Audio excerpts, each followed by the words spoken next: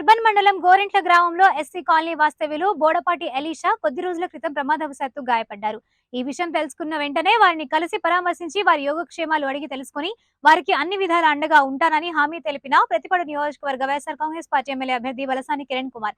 ఈ కార్యక్రమంలో వారి కుటుంబ సభ్యులు, గుంటూరు అర్బన్ మండల గోరింట్ల గ్రామ నాయకులు తదితరులు పాల్గొన్నారు.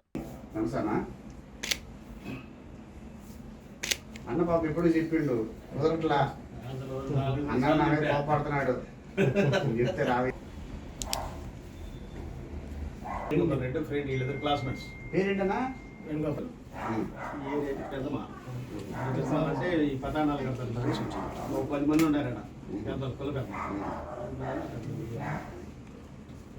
కష్టంలో మా కష్టంలో కూడా వయసు పేషెంట్ రాజకీయ ఫోన్లో చేసేయచ్చు.